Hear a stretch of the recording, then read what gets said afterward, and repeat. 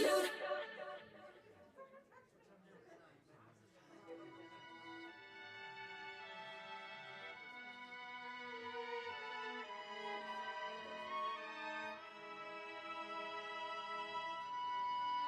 I want to be like Nessie.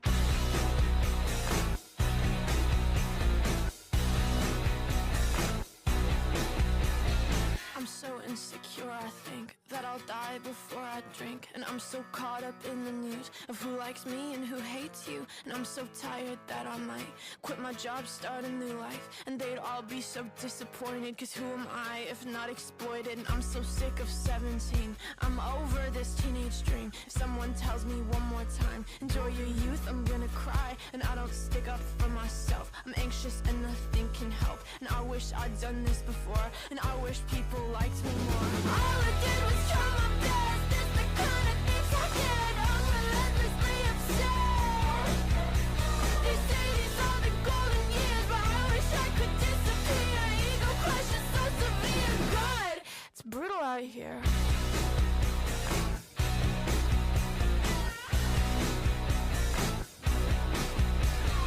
I feel like no one wants me, and I hate the way I'm perceived. I only have 2 real friends, and lately I'm a nervous wreck, cause I love people I don't like, and I hate every song I write. And I'm not cool, and I'm not smart, and I can't even parallel park. All I did was try my best, it's the kind of things I get. I'm relentlessly upset.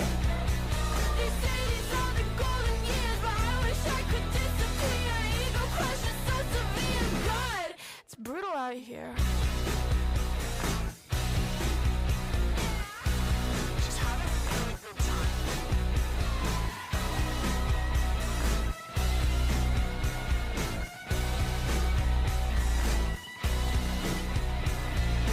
Got a broken ego, broken heart.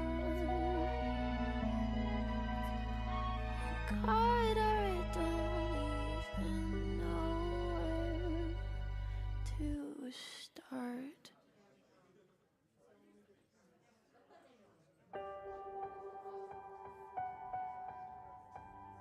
Like a small boat on the ocean, sending big waves into motion. Like how a single word can make a heart open. I might only have one match, but I can make an explosion. And all those things I didn't say were wrecking balls inside my brain. I will scream loud tonight. Can you hear my voice this time? This is my fight song. Take back my life song. Prove I'm alright song. My power's turned on. Starting right now. I'll be strong. I'll play my fight song. And I don't really care if nobody else believes, cause I've still got a lot of fight left in me. Losing friends and I'm chasing sleep. Everybody's worried about me. In too deep, say I'm in too deep. And it's been 2 years, I miss my home, but there's a fire burning in my bones. Still believe, yeah, I still believe. And all those things I didn't say were wrecking balls inside my brain. I will scream loud tonight. Can you hear my voice this time? This is my fight song. Take back my life song. Prove I'm alright song. My power's turned on. Starting right now. I'll be strong. I'll play my fight song. And I don't really care if nobody else believes, cause I've still got a lot of fight left in me. A lot of fight left in me.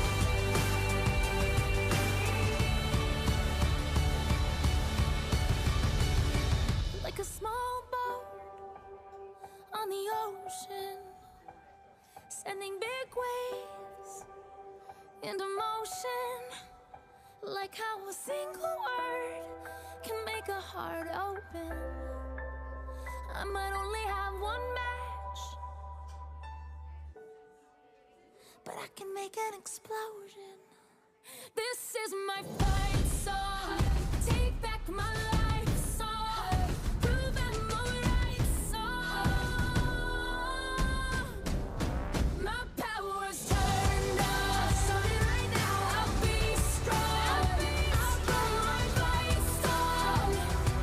And I don't really care if nobody else believes, 'cause I've still got a lot of fight left in me. No, I've still got a lot of fight left in me.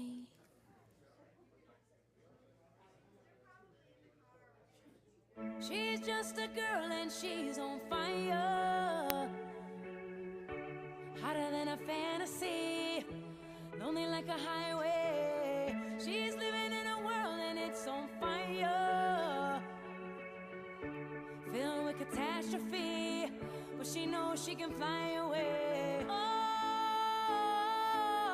she got both feet on the ground and she's burning it down. Oh, she got her head in the clouds and she's not backing down. This girl is on fire. This girl is on fire. She's walking on fire. This girl is on fire.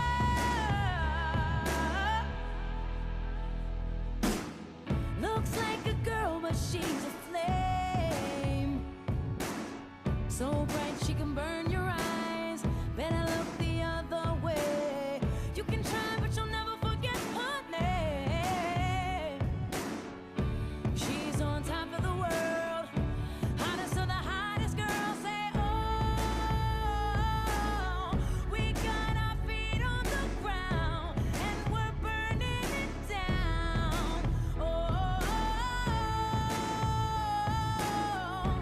got our head in the clouds and we're not coming down. This girl is on fire. This girl is on fire. She's walking on fire. This girl is on fire.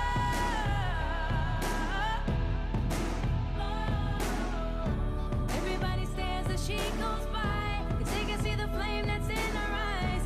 Watch her as she's lighting up the night. Nobody knows that she's a lonely girl, and it's a lonely world. But she gon' let it burn, baby, burn, baby. This girl is on fire. This girl is on fire. She's walking on fire. This girl is on fire.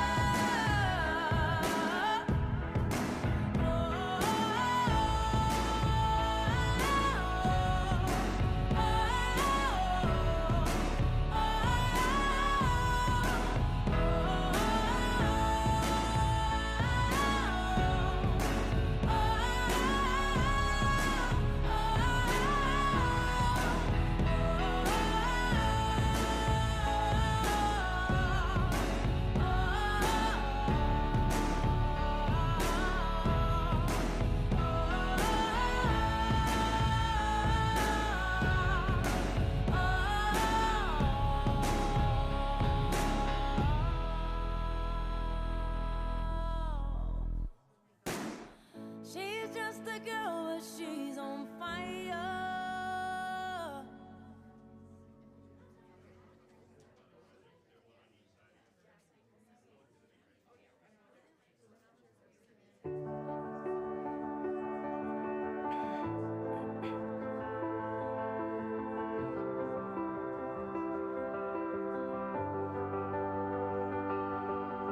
Oh, they're trying to shoot down angels. They're trying to pull their wings off. So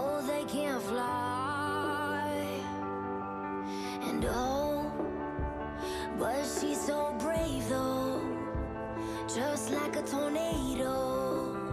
She's taking us by storm. You can't stop the thought from going. You can't stop the world from knowing. The truth will set you free. Oh, you can't stop the thought from going. You can't stop the world from knowing. The truth will set you free. You can't stop the girl. They're trying to take our voices. They're trying to make our choices.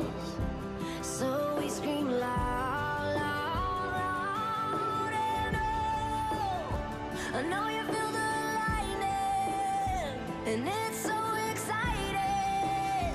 So here we go. You can't stop the thought from going. You can't stop the world from knowing. The truth will set you free. Oh, you can't stop the thought from going. You can't stop the world from knowing. The truth will set you free. Oh, you can't stop the girl. You can't stop the girl. You can't stop the girl. No, you can't stop the girl.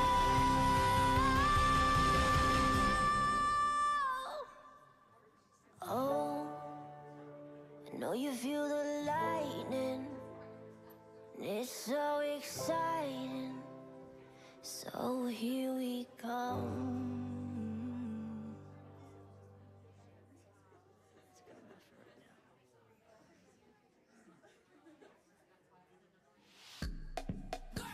We run this mother. Yeah. Girls, we run this mother. Yeah. Girls, we run this mother. Yeah. Girls, we run this mother. Who run the world? Girls. Who run the world? Girls. Who run the world? Girls.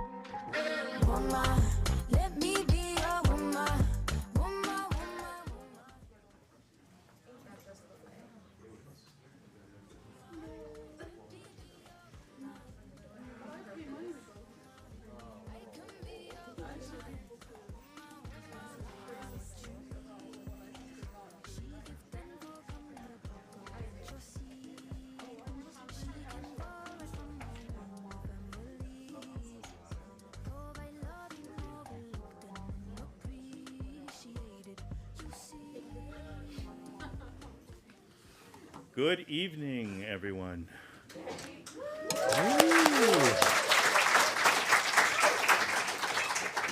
It's amazing. We got everybody in. Uh-oh, the door just opened.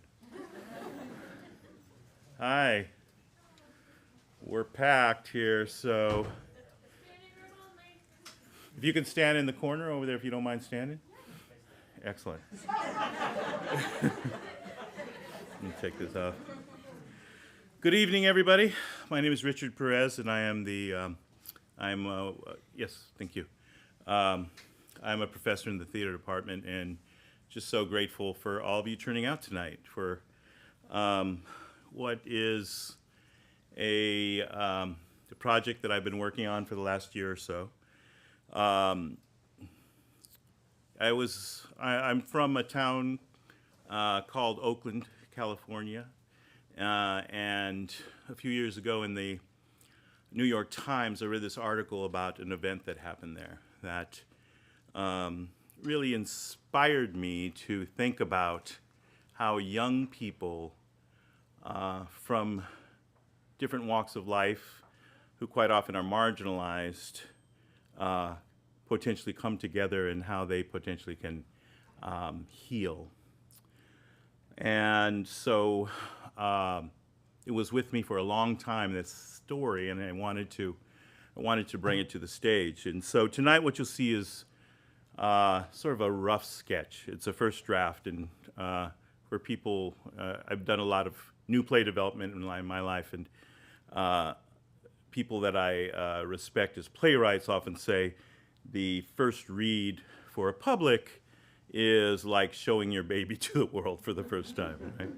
And hopefully it's not an ugly baby. So,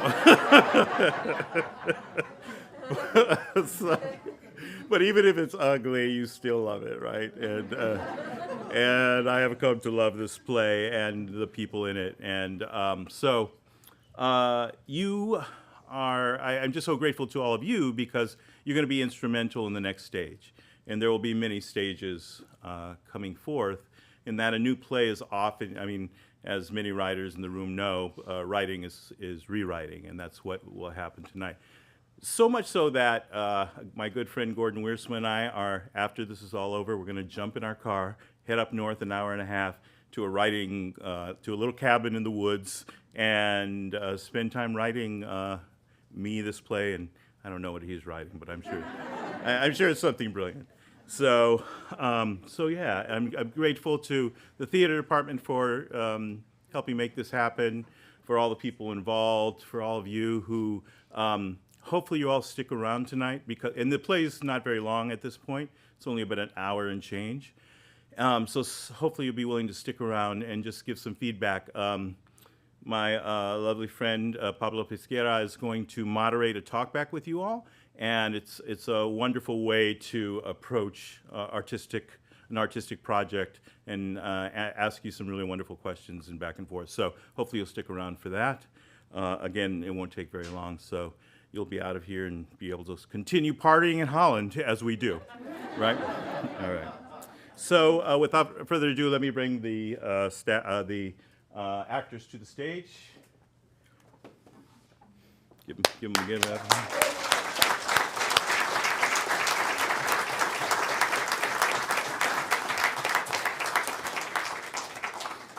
Caitlin Bales, who will be reading you give it up for Caitlin, who will be reading stage directions, and she will introduce all the actors in a moment. But before we start, I'd like to make a land acknowledgement. Together, we, the Hope College Theater Department, acknowledge that we gather on the traditional land of the Ottawa, Chippewa, Potawatomi peoples past and present. We honor with gratitude the land itself and the people who have stewarded it throughout the generations. As a community, we recognize the ever-present systemic inequities that stem directly from past wrongdoings. We acknowledge this long history of injustice and commit to educating ourselves and our community as we seek to honor the legacy and culture of Indigenous peoples. Thank you so much. Enjoy the show.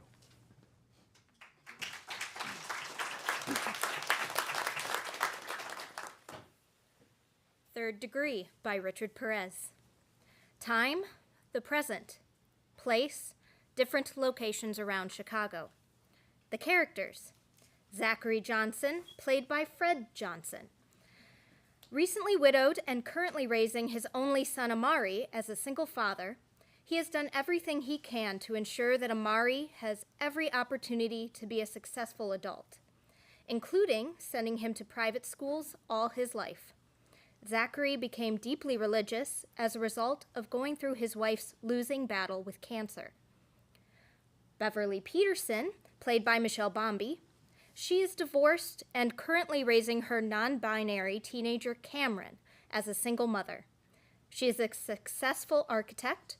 Her and Cameron have become incredibly close since her husband left 10 years ago. Cameron Peterson, played by Teddy Long. They are non-binary and 16 years old. Cam is highly intelligent and up until recently pretty fearless. They have many interests and is always the one to offer solace to someone in their peer group who might be struggling. Cameron is an empath and the only child of Beverly Peters. Amari Johnson, played by Noah King Bates, is 16 years old and he has lived on the south side of Chicago his entire life. While he has been exposed to some of the hardships present in his neighborhood, he has also been able to avoid some of the harsher realities due to his family's ability to send him to private schools. Amari does not take his privilege lightly and excels in all he does. He is the only child of Zachary. He took the recent death of his mother very hard and is still trying to make sense of the tragedy.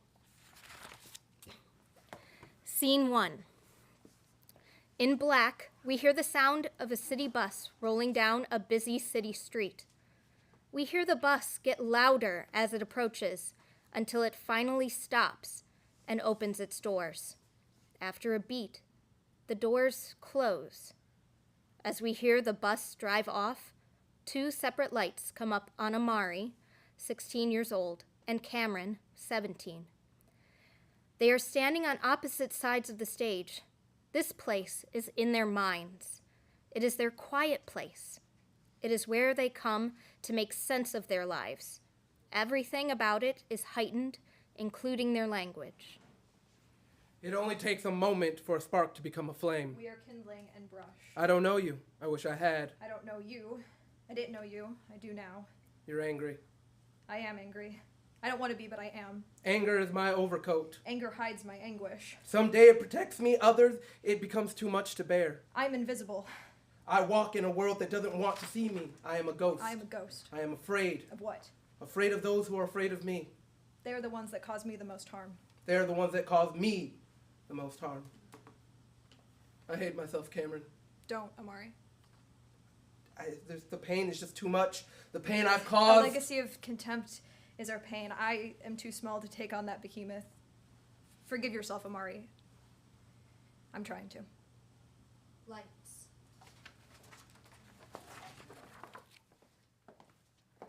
Zachary Johnson and Beverly Peterson are seated at a dining room table in the Peterson home. The house is located in an affluent neighborhood of Chicago.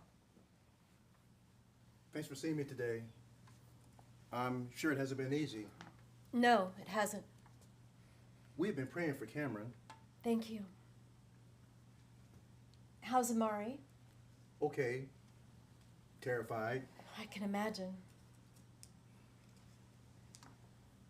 Would you like a cup of coffee? No, I'm good, thanks. Don't want to take any more of your time than I have to. First, let me start by saying how sorry we are. As parents, well, it's the last thing anyone would ever choose for their child. Unfortunately, Cam didn't have a choice.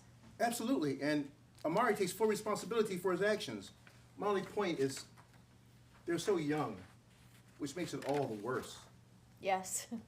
I don't think anyone is ever prepared to see their teenager in that kind of pain. To see the burnt flesh of your child's legs bubble up with blisters and look like something out of a horror movie. Or prepared to see their teenage son go to jail and be charged as an adult.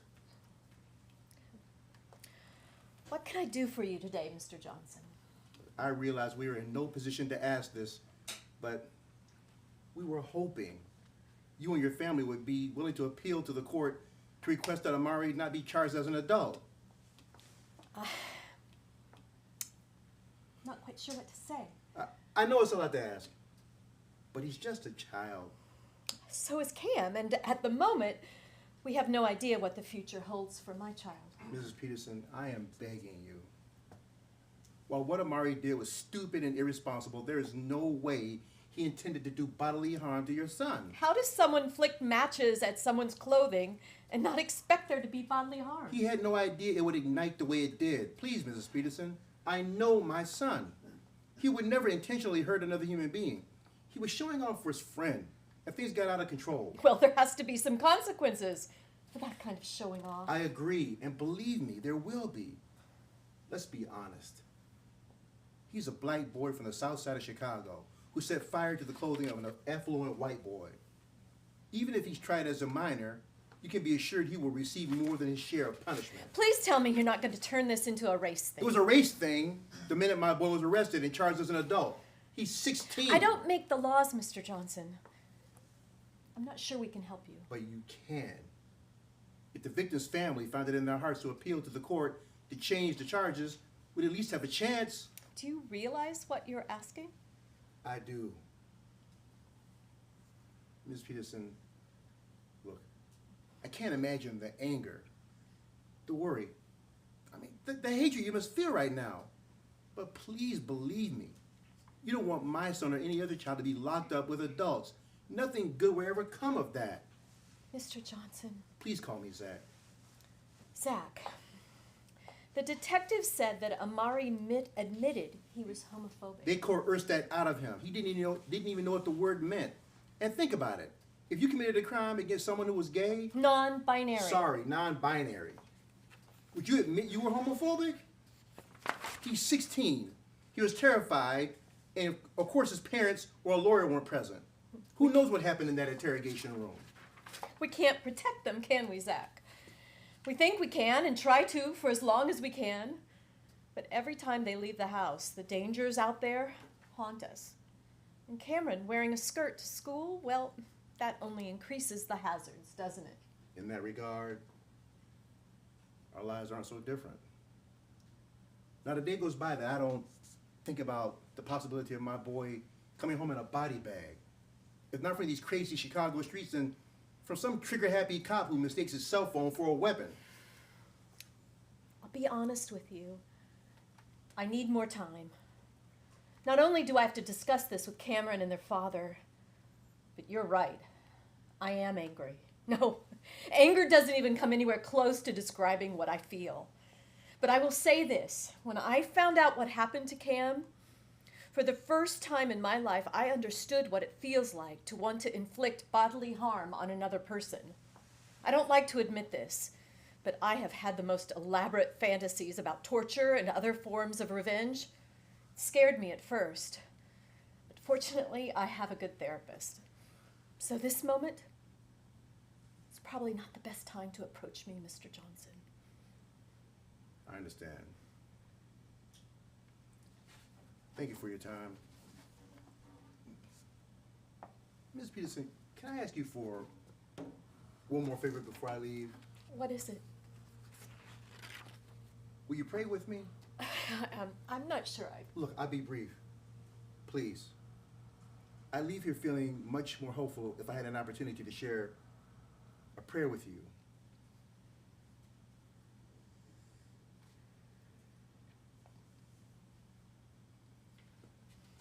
Mighty God, thank you for this opportunity to hear the heart of Mrs. Peterson this evening.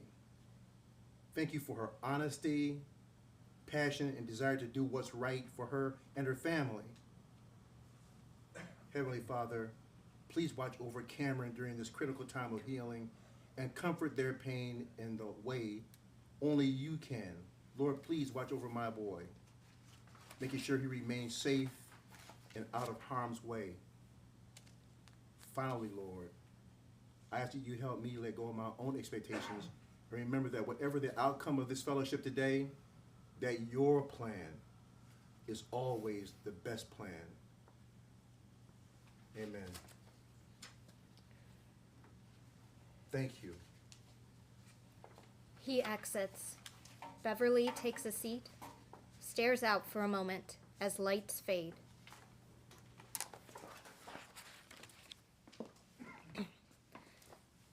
Zachary and Amari sit across from each other in the detention center.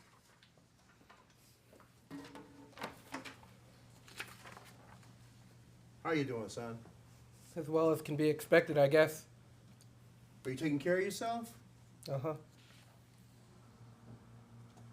Son, Do you think I'll ever get out of here? of course you are. You just have to have I don't faith. know what that means anymore. God will see us. Look, I'm scared, Pop. This place is insane. I know, son. We're doing the best we can to expedite things, but the courts move very slow. Are they still trying to charge me as an adult? Yes. But I spoke to their mother, and I'm hoping she will talk to the DA. How's the boy doing? How's he doing? They. Refer to them as they. Cameron is not non-binary. Oh. Okay. Does the family hate me? They're in pain, Amari. I know it. It's just... I don't know what I was thinking. I'm so sorry, Pop. I know. Are you ashamed of me? You know I love you, right? Yeah. Then understand there's no room for shame when we're talking about love. Besides, I would imagine the shame you feel is probably enough to feel Wrigley feel right now. So I think you got it covered. You're not wrong. You ever do anything in life you regretted? Too many to count. I never understood folks who say they have no regrets. Makes me think they probably haven't lived much. What's your biggest? I guess not loving your mother while she was alive. Don't get me wrong. I loved her deeper than a bottomless well. I just regret that I never had the capacity to fully show her. Someday you'll fall in love, son. Don't hold back. Your grandma used to say love is a big meal sitting in the middle of a room. Some people heap it on, and others just stand around starving. I get it, Pop. A lot of people in here are starving. Lights. Beverly and Cameron in Cameron's hospital room. How are you feeling, sweetheart? Not great. If the combination of pain and itching isn't enough, I'm always exhausted. Doctor says it's because my body is doing everything it can to help me heal. I'm so sorry, baby. I can't even imagine how hard this must be. My legs look horrible.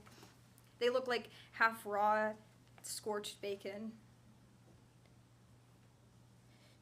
Do you think I'll ever be able to show my legs in public again? Of course you will. Dr. Kumar is one of the best plastic surgeons in the country.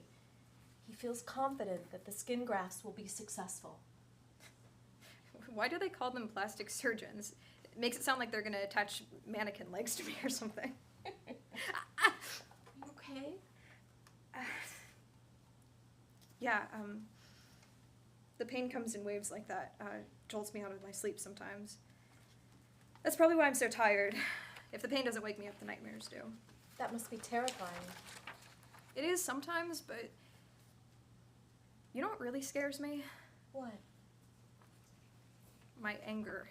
I think you have every right to be angry. I know, but this feels like nothing I've ever experienced before. I lay in this bed sometimes and my anger makes me dizzy. I feel like if I screamed, I would level city blocks and people would lose their hearing for miles. My rage scares me, Mother. That's not who I am. I get it, sweetheart. I tried to explain my anger to the father of the boy who burned you. Wait, what? You met his father? Yes. He contacted me last week. I wasn't sure I wanted to meet him, but he was very insistent. And honestly, because of my own anger, I wanted to confront him. What did he want? What did he say? Well, he wants us to consider asking the courts to try his son as a juvenile. Is he serious? What did you say? I told him we had to talk as a family. You're not seriously considering this, are you? This decision isn't only up to me. I understand that, but how can you even entertain the idea that we would do anything to help that kid? He set me on fire, Mother. He needs to live behind bars and experience as much pain as he caused me. He will be punished, Cameron. His father just wanted us to consider appealing to the court because Amari is a minor. I'm furious about what he's done to you. But I also want us to do what is just. I keep imagining you incarcerated with adult men, and the images horrify me. He should have thought of that before he tried to incinerate me. As far as I'm concerned, he can spend the rest of his life rotting in prison, thinking about what he did to me. It's okay, sweetheart. We don't have to do anything you aren't comfortable with. Sorry. This stranger has changed me. Someone I've never met not only mutilated my body, but altered how I see the world. I think I hate him more for that than for the burns. I know why it's problematic for a black boy to be tried as an adult. And for the first time in my life, Mother, I don't give a shit. Blackout. The Quiet Place.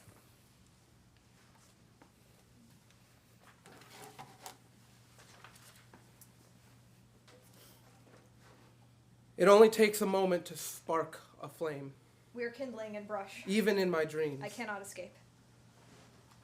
At different times of the day, I drift between the fluid world of wake and slumber. My mind inhabits memories it has not made.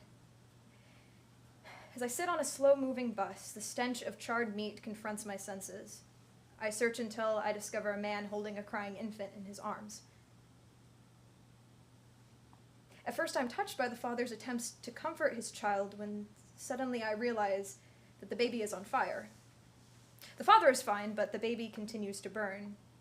The child's screams and wails grow louder and louder and louder, and then, without warning, they abruptly stop.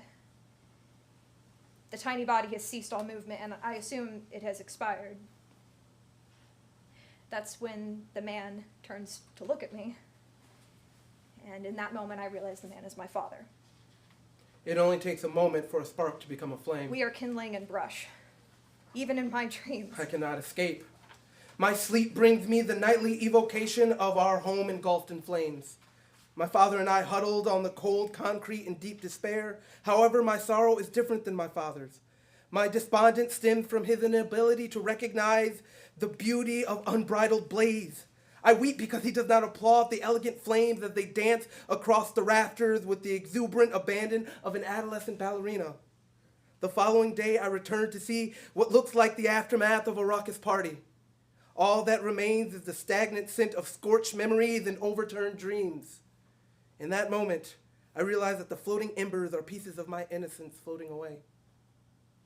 It only takes a spark to become a flame. We are kindling and brush. Lights. Amari stands alone on stage. He is in a courtroom. We hear the judge, but he is not seen. Amari Johnson, you are charged with 2 felony counts. Count 1, aggravated assault, and count 2, assault with intent to cause great bodily harm. Each of these charges contains a hate crime clause that, if you are convicted, will carry an additional 1 to 3 year sentence. While you are only 16 years old and would normally be charged as a juvenile in the state of Illinois, the district attorney feels that due to the gravity of these charges, you will be tried as an adult. Your trial date will be set at a later time. The sound of a gavel bang brings the lights to black. Zachary and Amari sit across from each other at the detention center. How can that be, Pop? I'm only 16. Don't lose hope, son. Your attorney is doing all he can to change the district attorney's mind. Tried as an adult? Pop, they can't let that happen. It's bad enough that I'm in juvie. It's crazy the shit that goes on in here. Has anyone hurt you? No, not yet, but it's only a matter of time. Remember the other day when I had to get off the phone with you all of a sudden? Yes. Well, while we were talking, I looked up because I heard all this commotion. I could see the back of this guy who struts around here all the time, bragging about his gang activity. Always shouting about this robbery and that beating. Never lets up. Well, anyway, I could see his back, and the other guys were pointing at his chest and laughing and cheering as he parades by. Then he turned around and started coming back my way. That's when I saw what all the commotion was about. Pinned to his shirt was this picture of this dude who had been shot. He couldn't have been much older than me. 2 holes.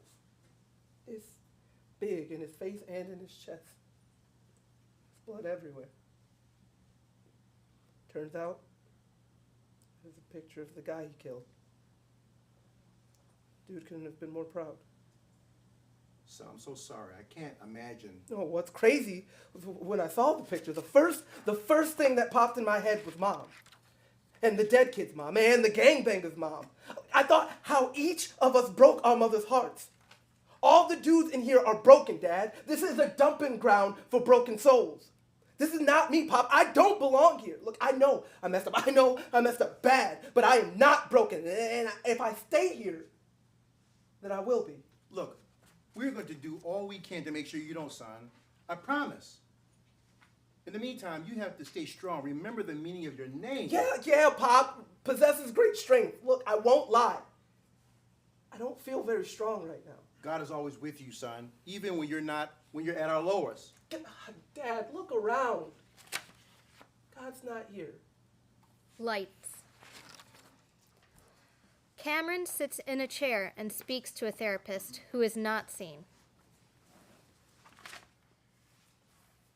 I haven't been able to sleep very well lately, which is strange for me. Until the attack, my mother used to say that I slept like the dead.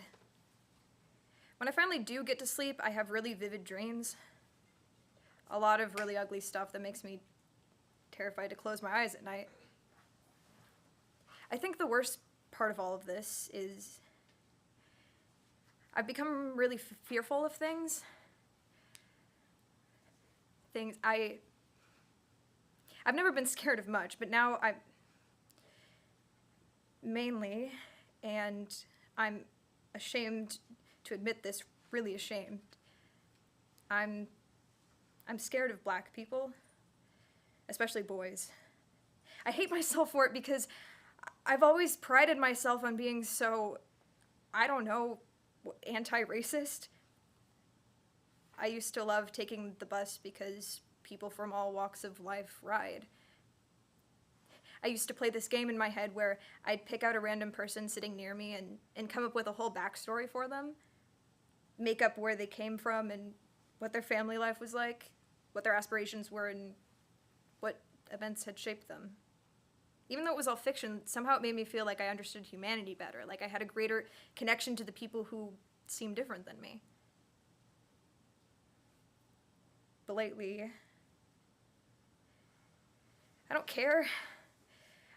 I just want to stay where it's safe, in my house, in my bedroom, around people I know won't hurt me. I feel like in addition to the wounds on my legs, that fire left scars on my heart. I've grown up being taught that hate and bias are wrong, that we should never judge a book by its cover and all that, but I have to be honest, I feel like I can't breathe most of the time. I don't know what to do with all of this hate and this anger. I remember reading Frankenstein a few years ago, and my teacher telling us it was about ambition and fallibility, but for me it was more about how we need to feel connected with each other to survive. When that kid threw that match, he stole my connection. He turned me into a monster. Lights. Zachary and Amari at the detention center. Well, your cousin Denise had her baby. That's good. A little boy, real cute. Name's Reginald. Mm-hmm. Looks just like his dad. Cool. Look, son, I know how hard this... Look, no disrespect, Pop, but I don't think you do know. You're right. But I do know this. Every time I come here, it seems like I'm losing more and more of you. Look, what do you want from me, Pop? The longer I'm here, I can't. I don't. What's on your heart, son? Talk to me. I don't know what to say, Pop. Since everything has gone down, it's like I'm living someone else's life. Like I'm standing outside myself, watching myself, but it's not really me. It's like I'm watching an alien go through their day. I don't know. Do you want to pray? No, I don't want to pray. Okay? Gotta stop listening. Don't you see that?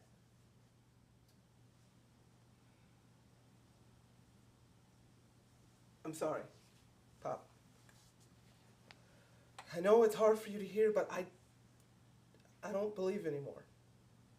I've prayed and I've prayed and I've prayed, and still here I am about to be tried as an adult. Look at me. Look, I'm barely hanging in there. Do you think I'd last even a day in adult prison? If there is a God, I guess he's given up on me and I'm getting what I'm deserved. You made a mistake, Amari. God knows your heart. Look, can we talk honestly? Without bringing God into the mix? I know God has gotten you through a lot, but I need you to be real with me right now. Okay. Let's be real. Thank you. Why don't we start with, why are you feeling sorry for yourself? I'm not. Yes, you are. You want to be real? Come on, let's do this.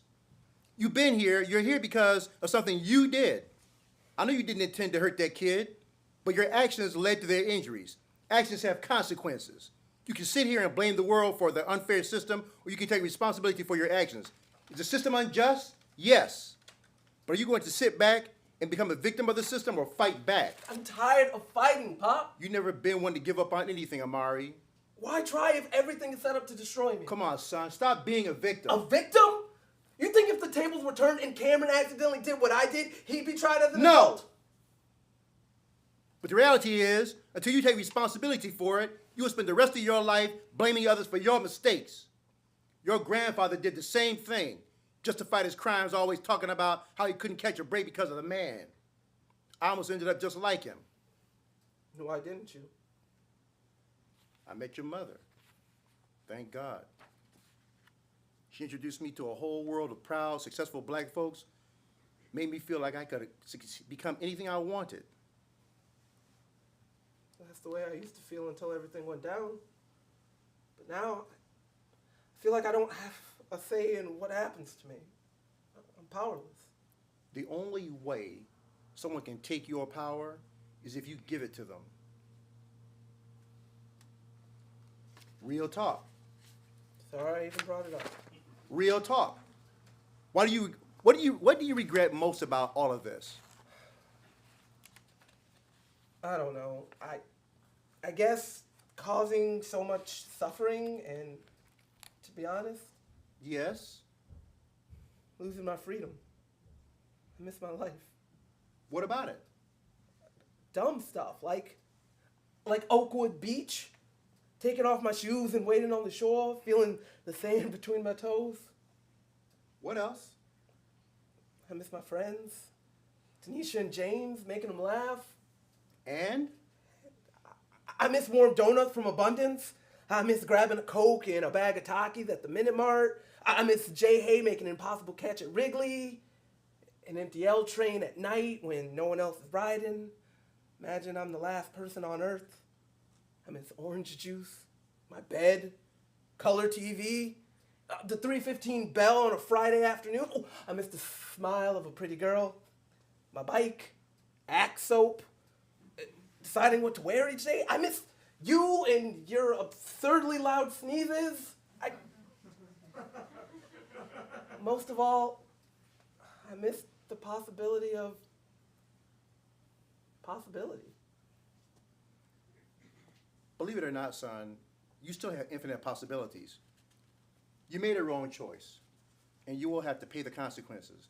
But that one decision does not determine who you are, and more importantly, who you will become. That will be determined by the decisions you make going forward.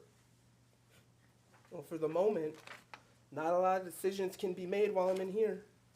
I'm not so sure about that. What do you mean? At some point, it might be a good idea to ask for a meeting with Cameron. You think you could do that? Not sure. Might go a long way in convincing them, Of what? talking to the DA about trying you as a juvenile instead of as an adult. I wouldn't know where to begin, Pop. If you did talk to them, what would you say? I have no idea. Try to imagine. I don't know. I guess I tried to explain that I never intended for their skirt to catch on fire. And? I guess I want them to know how sorry I was that I injured them. Anything else? I don't know. It seems like you're trying for an answer that I'm not giving you. Uh-uh. Just think you need to be prepared to make a case as to why you should be offered grace. Honestly, Pop, if I'm being real, not sure I deserve grace. Not sure I ever have. All God's children deserve grace, son. Look, it's your call. But if I were you, I'd reach out and ask to talk to them. And if they agree, you might want to start thinking about what you're going to do to change the course of your future. Nobody else going to do it for you if you don't do it for yourself. All right, Pop. I'll think about it. Lights. Cameron in their bed at home. Beverly sits in a chair at their side. I received a letter from that Amari kid. What did it say? He wants me to visit him. Is that something you're interested in doing? Not sure. I can't even imagine. Oh, I can. You know I can. Too many scenarios to count, none of them good. You do have quite the imagination. It feels very film noir. The crime victim going to the big house to face the man that terrorized them. Well, I'm glad you can have a sense of humor about it. I know for myself, I couldn't do it. Why not? I don't know. What would be the point? Did he say he wanted to meet? He said he would like to express his regrets in person. That is a direct quote. Sounds to me like another attempt to persuade us to appeal to the DA. Maybe, but I'm intrigued. From his letter, he sounds very intelligent, not like someone who would do what he did. Uh-huh. You know how much I love a conundrum, Mother. So you're actually considering this? I don't know. Maybe. I'm terrified, but I have so many unanswered questions. I don't know if this is a good idea, Cameron. Uh-oh. What? You called me by my full name. When you call me Cameron, it usually means you're displeased. I'm not displeased. I'm concerned. You get an idea in your head and you don't always think it through. I haven't even said I'm going to do it. I'm just thinking about it. What is it you hope to gain if you did meet with me? I don't know. Answers, I guess. Answers about Hate. hate? Yes, I need to understand hate. You always raised me to find the good in everyone and treat people with respect. The greatest gift you ever gave me was complete acceptance when I came out. From that moment on, I felt like this beautiful butterfly that could fly wherever I wanted and show off my full self to the world. Since the attack, I feel like my wings have been sheared off. I can't fly anymore. It's like the best part of me is gone. I want to understand the kind of person who can rip the wings off a butterfly. Okay, sweetheart. We don't have to decide this tonight. You think about it, and I'll support whatever you decide. Thank you. Anything else I can do before I turn in? Actually, there is. I'm worried About? that I'm learning to hate. What if someday my hate causes someone else to lose their wings? I don't see that happening, sweetheart.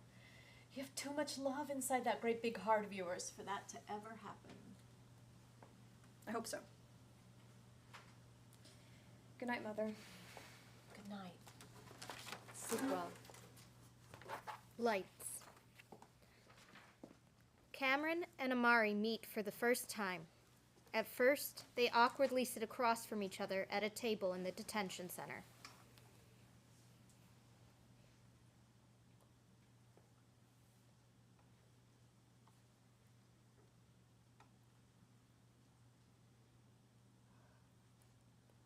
Thank you for coming. My mother advised against it. How come? She thinks you want us to convince the DA to charge you as a minor. Is that why? What? You invited me. No, I mean, that may be part of it, but I also wanted you to know, to understand. Yes? I guess I wanted you to see that I'm not what everyone thinks I am. And what is that?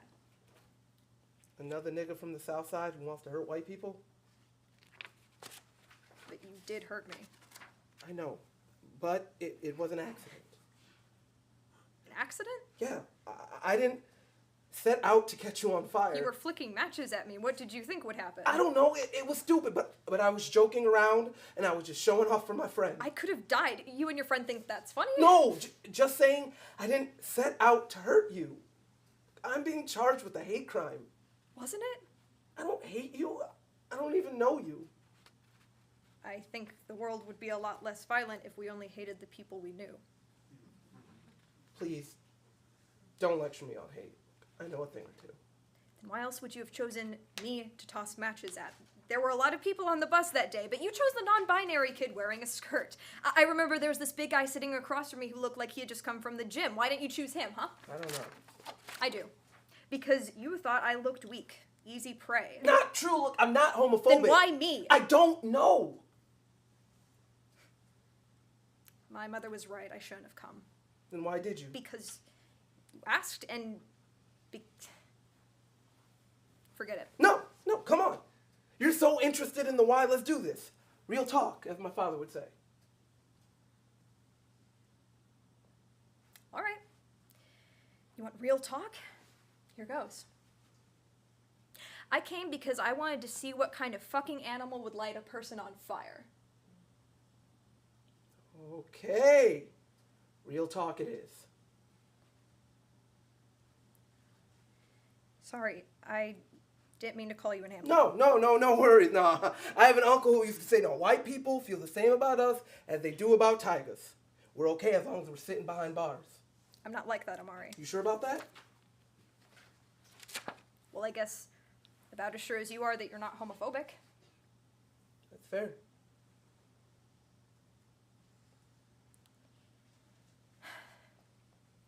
I don't know if you hate people like me or not, Amari, but I do know, and this is hard for me to say, but I do hate you. I don't want to, but I do, and it's not because you're black. I hate you because you changed me. Not just physically, but you changed my heart. Before you attacked me, I never hated anyone. You should all be so lucky. What do you mean? Where I come from, hate is like your ABCs. You learn it young. I was lucky. My parents tried to protect me from my world with private schools and strict rules. But you can't hide from it. It's everywhere. Well, I don't want to live my life like that. That's why I say you're lucky. You have a choice. A lot of folks I know don't. We always have a choice to choose love over hate. You just told me you hate me. Why not choose love? It's okay, Cameron. I get it. I'm not trying to say to always choose love. I'm just saying it's not a choice everyone has.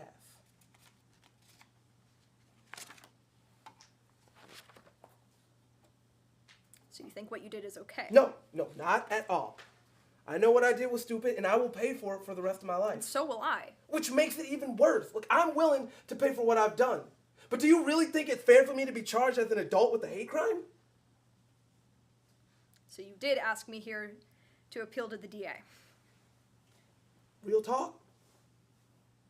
Yes. You really think you deserve that? I don't know, Cameron. But do you really think a 16-year-old deserves to be thrown in a cage with a bunch of grown-ass hardened criminals? Well, I guess neither of us ends up getting what we think we deserve then, do we? And what is it that you think you deserve, Cameron? To live my life in peace? I don't want to hate anyone, and I don't want to be hated. Then talk to the DA. Look, I'm willing to pay for my crimes. But why do black people always have to pay so much more for what they do? Because of hate, Cameron. Do you think if I was wealthy white kid, I'd be charged as an adult? I don't know, and honestly, why does it matter? White or black, the results are the same. I'm scarred for life. It matters because none of this is fair. Look, it's not fair that we live in a world that hates black people and gay people and brown people and foreign people. And it's not fair what I did to you. And it's not fair what you'll do to me. It's not fair that I broke my father's heart. It's not fair that my mother got cancer and died when I was 8. It's not fair that we lived in a fucked up world that is killing all of us. It's not fair.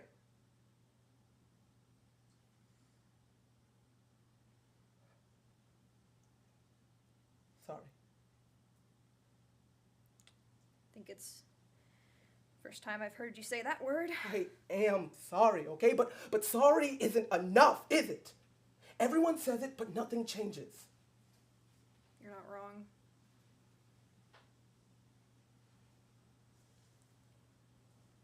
As we were driving over here, we stopped at a red light.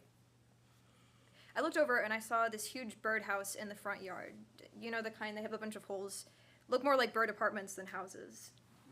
Anyway, I noticed that there was this one little bird that was trying to enter one of the holes, and the other birds weren't having it. They were chirping and squawking and swooping down this little bird like it was carrying the plague or something.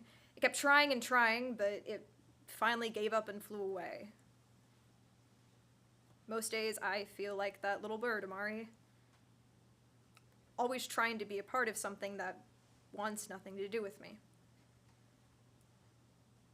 I used to think that might change someday, and I'm not so sure anymore.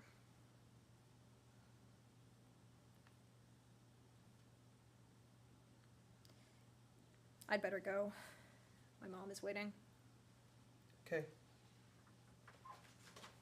Thanks for the real talk. Yep.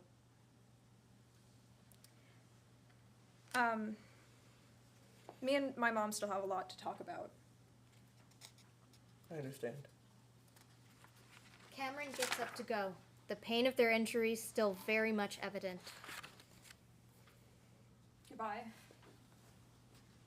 Bye. Cameron, Yes. I really am sorry. Neither one of us deserves what I've cost us. Lights fade to black. Beverly and Cameron at home. What were you hoping would happen? I don't know. I guess I wanted to find out who he really is. Sweetheart, it takes a lifetime to get to know someone. I know. I was hoping to see something in him that would make me, I don't know. Forgive? Maybe, but it feels bigger than that. Like I wanted to understand what makes a person do something so cruel. What happened in between the moments he came up with the idea and then flicked that match? Was there any thought of, wow, I might actually hurt this person, or did he even care? And if he didn't, why not? Does someone take one look at me and think that I'm expendable?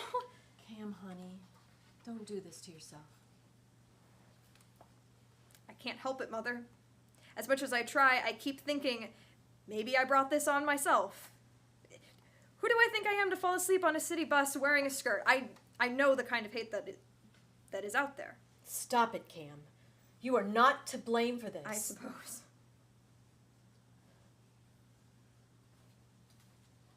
Has it been hard being my mom? What do you mean? I mean, because I'm non-binary. I don't think you being non-binary has made it any harder than raising any other kid. Look at all your friends. Do you know one person who doesn't have some unique challenge to overcome? Jimmy's depression, Laura's eating disorder, Sam's ADHD. Yeah, but being non-binary isn't a challenge to overcome. It's who I am. That's exactly my point. I don't think about you being non-binary as something that is hard, because it's who you are. I love that part of you as much as I love your brown eyes and your brown hair. Where's all this coming from, anyway? I'm not sure. I guess I've been thinking about Dad a lot. it's still hard for me to not blame myself for him leaving. Sweetheart, we've been over this 1,000 times. Our marriage had problems almost from the start. Your dad is a complicated man. He doesn't know how to be happy. He sure seems pretty happy with his new family and his new kids. He was the same way when you were born. I never saw him happier than the day we brought you home. I think he believed that what was broken between us would finally be fixed. But of course it was temporary. He always tried to fill his brokenness with shiny new things. I'm telling you all this not so you'll hate your father, but so you'll better understand that you will never get what you want from him. He's not capable. My legs are starting to hurt. You want me to get your medication? Yes, please.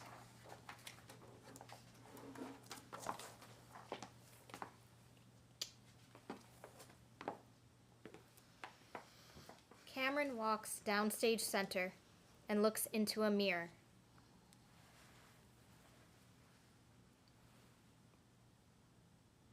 You're okay. Lights fade to black. Zachary and Cameron at the detention center. Well, how did it go, son? Fine, I guess. I don't think they left here convinced to appeal to the DA, though. Besides convincing them, did you get a chance to make amends? I tried to. Honestly, Pop, it feels like, I don't know, it feels like we haven't finished our business. What needs to be finished?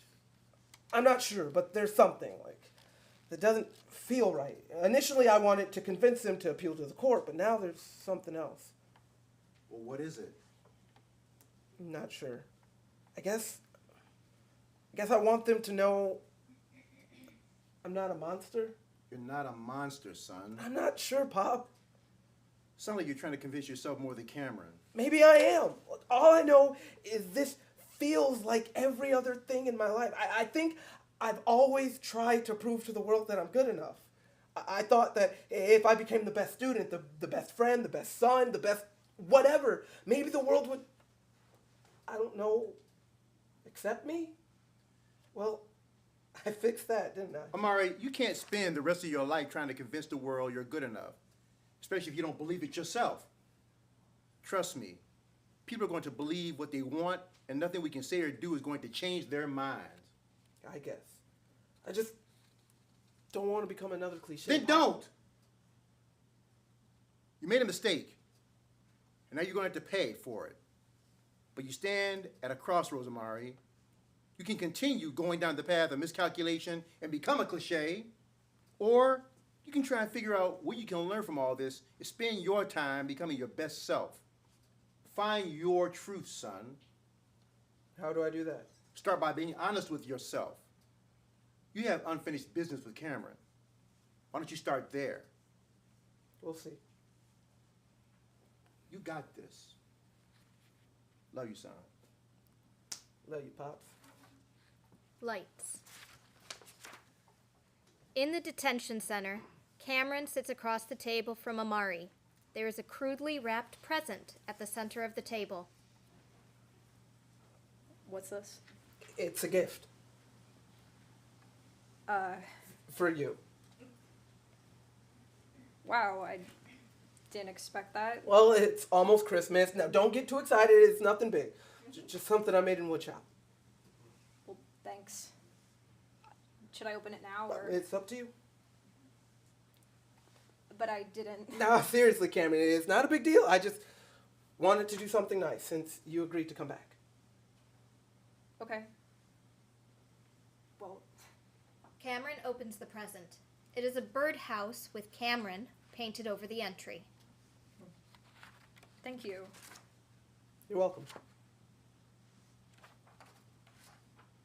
Before we start, I want to be upfront and tell you that we've decided not to speak to the DA on your behalf. Okay. Damn. Well, I guess that's settled. Sorry. What are you sorry for? You're getting what you want? What do you think I want? To see me suffer? To want revenge by ruining my life? Wait a minute, who ruined whose life? Oh, come on, Cameron. You will heal, but me, I go to adult prison. My life will be worthless after that. Why didn't you think about that before you tried to light me on fire? Because it was an accident, okay? How many times do I have to say it? I wasn't trying to burn you. How does that even make sense? Do you really think if I was out looking for people to torch, I would do it on a crowded bus? You tell me, I'm the person sitting here with third-degree burns. But this all went down. I was on my way to having a pretty sweet life. Top of my class, a bunch of colleges interested in me, scholarships, the whole thing. Jeopardized all to light some stranger on fire? Look, I don't think so. And yet that's exactly what happened.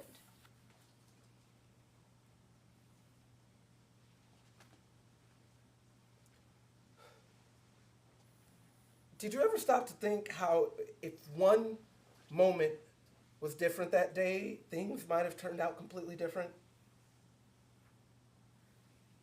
Every day. I think about how things might have turned out if I had woken up a minute before you got on that bus. Think about what if we had gotten on a different bus than yours? What if I hadn't missed my regular bus because Joseph kept me talking in the library? What if there was no teacher conference? What if that man who threw his coat over me when I was on fire hadn't been there? What if I didn't there? find those stupid matches? The matches weren't yours? No. I found them on the floor of the bus. So the next logical thing was to start flicking them at me. No. I opened the matchbook to see if there were still matches inside. There were, but they were a little beat up, so I tried to light one to see if it worked. It did, so I blew it out and I threw it on the ground.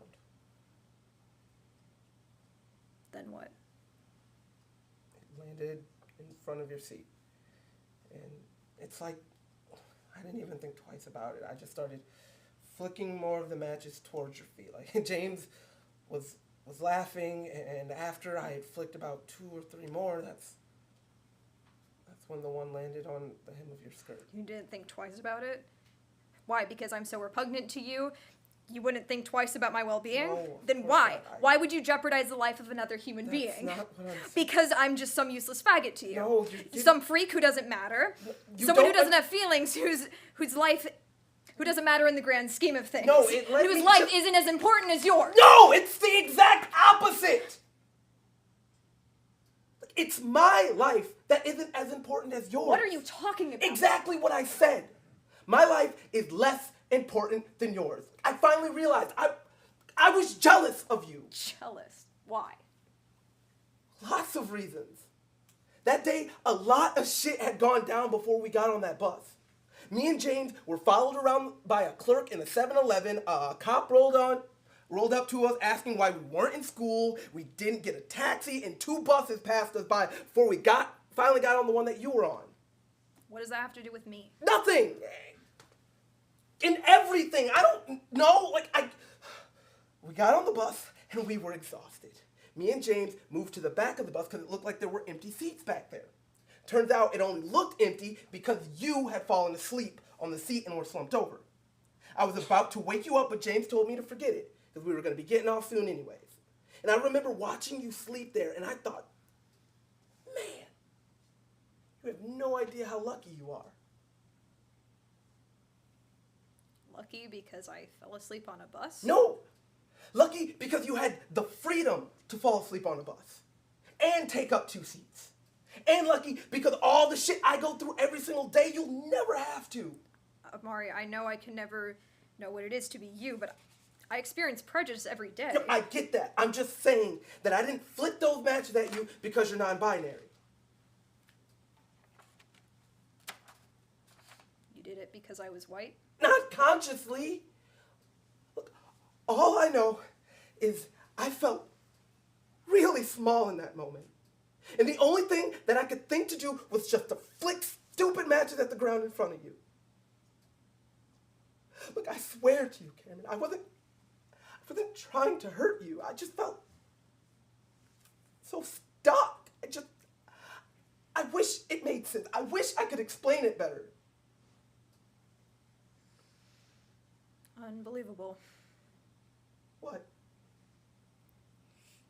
Of course, when I found out who you were, I looked you up on social media. I couldn't believe how much you seemed to have it all together. Popular, lots of friends. You were killing it in school. I have to admit, I was a little jealous of you. Huh. I mean, I have great friends, and I'm an excellent student and all that, but me and my friends will always be the outsiders. Why? I don't know. Because of how we dress, look, think. People want to hate. They're going to find a reason to. You're not wrong.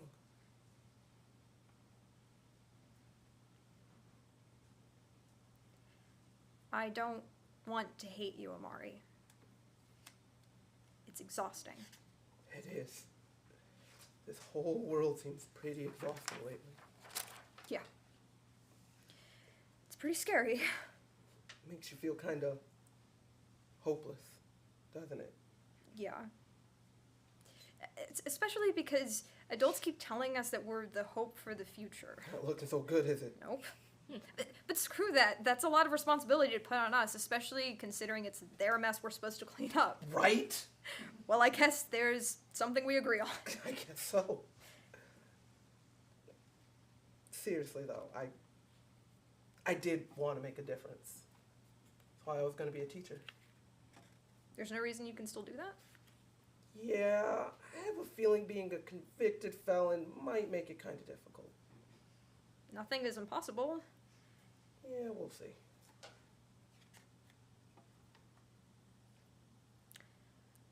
What kind of teacher do you want to be? History. What grade? I was thinking high school. Cool. Why history? I've just always been fascinated by how we got to the moment that we're in, right? Like, how do we go from the Pony Express to cell phones? Or get from cooking on a campfire to microwave ovens? Like stuff like that. Like, interesting how we improve, I guess. I don't know. How about you? What? What do you want to do someday? I want to be a therapist, actually. Really? Why? Honestly, therapy has saved me more than once. I've struggled with mental health stuff most of my life. My therapist has helped me through everything from coming out to the breakup of my parents. After there were moments that I didn't want to keep going. If not for my therapist, I'm not sure I'd be sitting here right now. I guess you could say I'm interested in how people improve as well. Cool. Listen, I know nothing can make up for what I did to you, and after getting to know you, I'm even more sorry for what I've done. You're a good person, Cam. Thanks. And I think you'll still be a great history teacher. Somebody's got to teach the next generation how we screwed up so they can fix it, right? You're not wrong. Well, I better go. Gets up, Thanks again for the present. picks it up. No problem. Take care, Amari. You too. Amari stays in his chair as he watches Cameron exit and the lights come down. Amari's cell, late at night. Dear God, I know we haven't spoken in a long time, and I'm real sorry about that. I guess I don't have to tell you that I've been going through some things.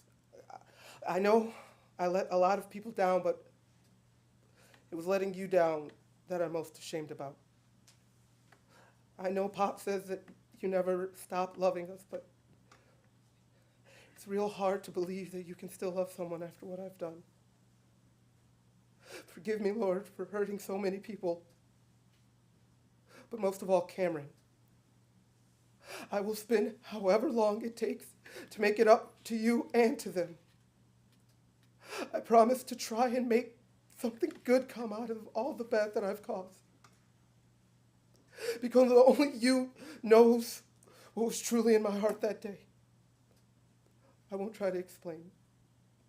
All I know is how grateful it is that it didn't turn out worse and Cameron will ultimately be okay. Please watch over them as they continue to heal, as well as all the people who were affected by my crime. Mom, I miss you. You were always my guiding light and my biggest fan. I feel like since you left us, I've been trying to find my way back to who I was. I hope you can forgive me for not being the boy that you raised. I promise you with all of my heart I will get back to who I was and become the man you were raising me to be. I love you.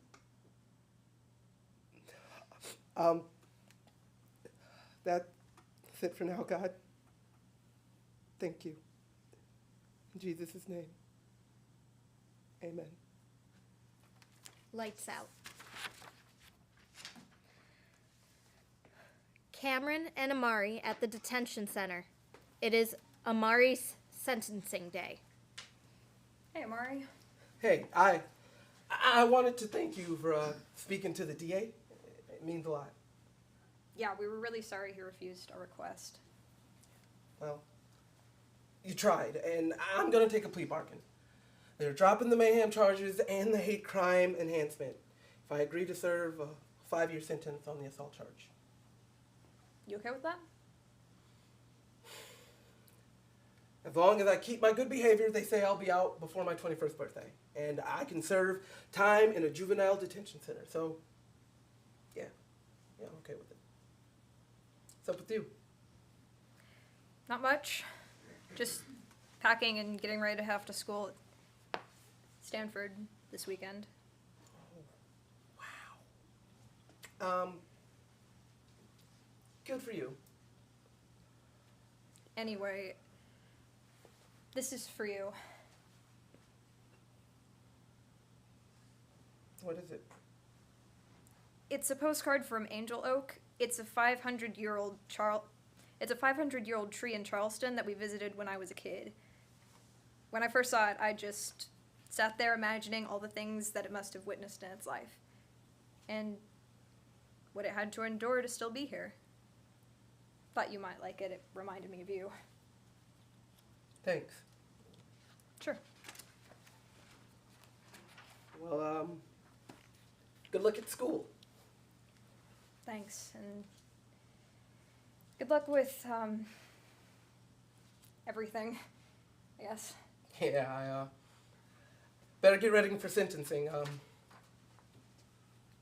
Take care, Cam.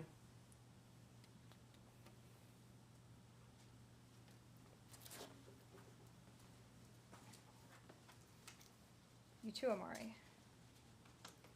Lights. End of scene. A high school classroom several years later. All right, good morning, welcome back. I hope your summer was fun and restful. Now I know some of you are probably asking yourselves why you have to take history in high school. Now, what's good dwelling on the past, right? This stuff is boring, etc., etc. Well, the answer is simple. Everything has come down to us and has shaped the present. Each of you has a unique series of events that has brought you to this moment. People, places, and circumstances that have shaped you and will continue to do so. Most importantly, each of you has an opportunity to impact the future. It is my sincere hope that you will take that seriously and make that impact a positive one. Now, one way to ensure you do that is to make good choices based on what you have and can learn from the past. Now, a great Spanish philosopher, George Santayana, has said, those who cannot remember the past are condemned to repeat it. I think we can find plenty of examples of that in the world right now, right? People who have not learned their lesson. You can be different. Believe it or not, there was a time when I was a little bit younger. I know, crazy, right? Yeah. Anyways, I made some pretty bad choices at one point that forced me to stand at a crossroads. I could have continued down a path of ruin, but I chose to remember my own history. I stand on the shoulder of giants, people who overcame countless horrors, atrocities, and obstacles to make a brighter future for those who came after them. I had a choice, and I chose to honor those ancestors by making sure I do all I can to make the future easier for those that have come after me. Make sense? All right, let's get to some history. Turn to chapter 1. Lights out. End of play.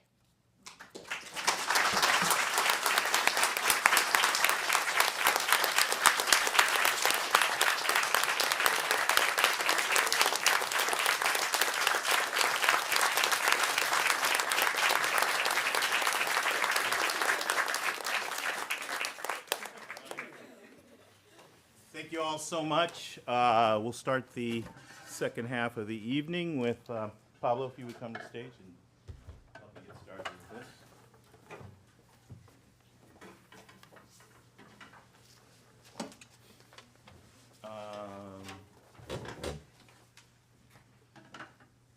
Cute baby.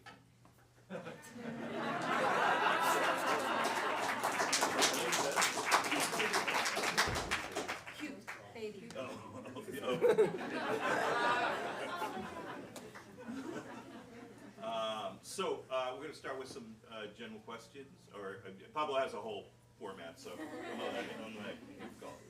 It was handed to me by Rich at about 5 o'clock.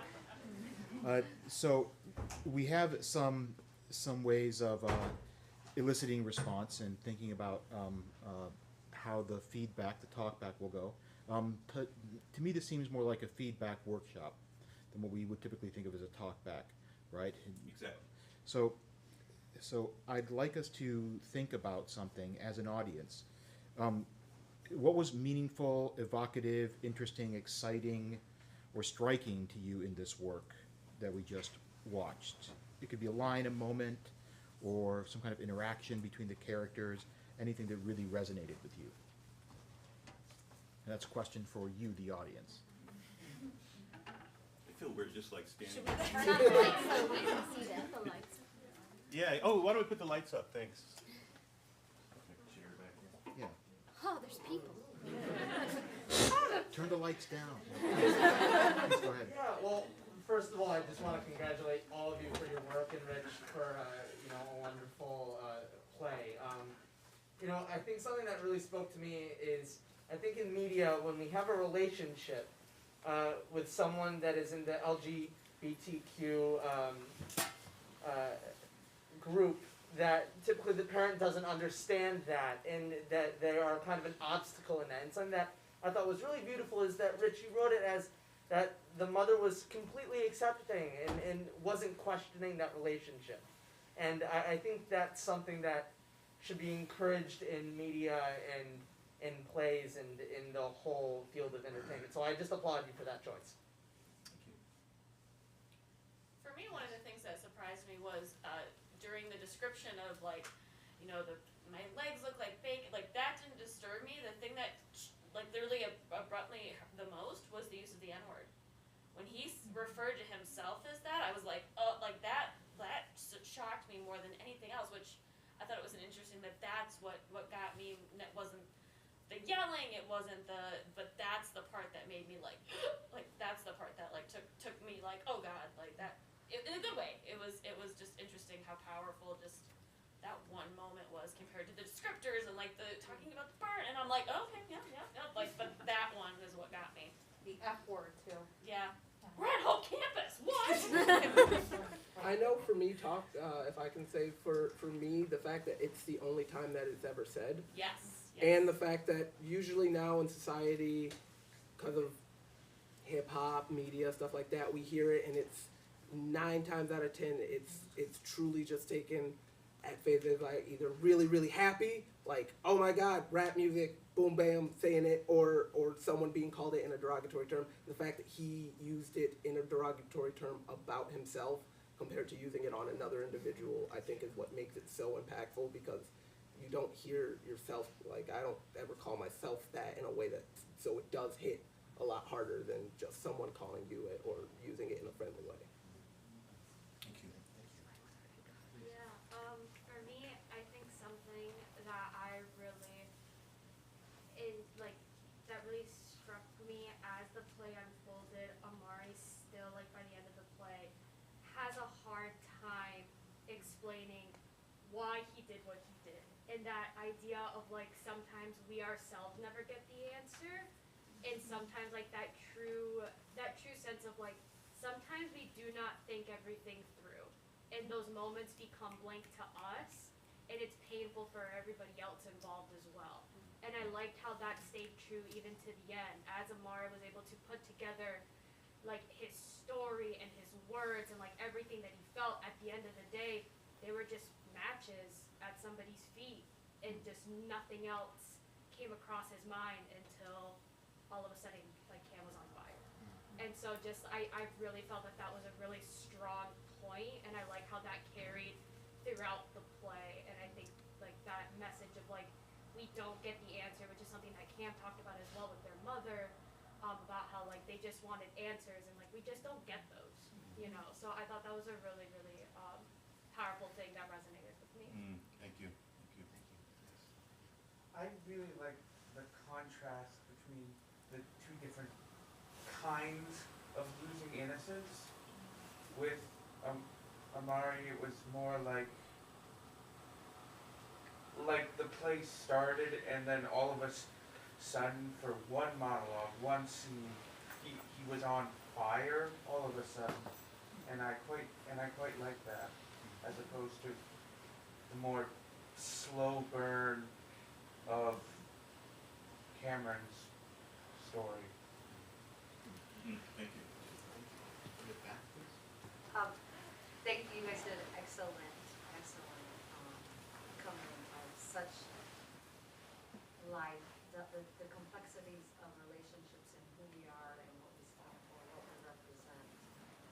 To me, it looked like my life, and I was like, all these, what people see and how they define me, what I come in, that's what people take. And so I just cherish the delicacies of the father being, religious and loving his son, trying to protect his son, and his son being vulnerable, saying, look, I get it, but right now I'm just losing hope.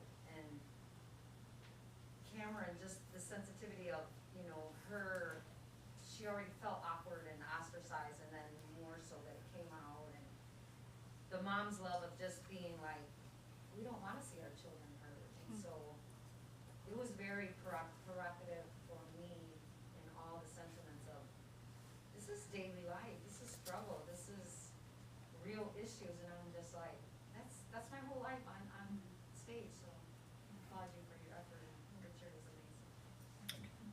Thank you. Back in the corner. I think for me, one of the kind of like core heartbeat lines of the performance was one of Michelle's. I think it was something along the lines of, you don't have to do anything that makes you uncomfortable. And that, I feel like, just served as such a outline of the yearning that the parents had for their kids, and then also just the irony of course that's not true, right? Cameron's healing journey is something that's going to make them uncomfortable, and the trial is something that's going to be uncomfortable. Both of the situations they found themselves in is one of discomfort. So that line, when that hit, I was like, that's it, that's the core right there. Thank you for that. Right here in the front. I thought it was really interesting, this idea of time as well, where it's like, they say about doing time, right, in jail, but then also this idea of time with healing, and as someone becomes disabled, right, and loses the identity of healthy, and then gets labeled something else. It's like that idea of time as well, and then like trying to deal with that label, I thought was really interesting. In like the parallels of the two younger characters. Yeah, smart. Thank you. I enjoyed an interesting juxtaposition of where most of it was like prose narration, and yet there were some spaces where it was very poetic, almost operatic, and that could easily be overdone, and it wasn't. And I would want even a little bit more of that. So those poetic passages were really, really promising, and I want to encourage you in those. They really are good. Thank you. That's nice. Kanaya? Being from Chicago and then hearing that it took place in Chicago, it was very interesting. What resonated the most for me, I would say, the spirituality and the amount of faith it takes to live in Chicago. Knowing that you could get robbed at any time. Your children aren't always safe as soon as they leave you. So seeing all those things and how it plays out, and how he didn't have to pray with her before he left. He just took that chance and asked her anyway. She didn't say straight up no, so he just went for it. And for them to have a special moment and saw how, will we really know if that altered the whole rest of the play or not? But I like that. That was something that happened for the rest of the play. Thank you. Please go ahead. If I ignored the last dialogue, it sounded like Fred in the classroom.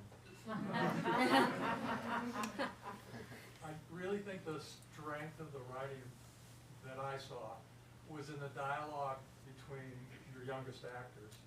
And I really think you did a superb job of allowing them in their performance and the way they presented it to show the vulnerability that each of them had and felt, the uncertainty, the awkwardness of that situation really came through.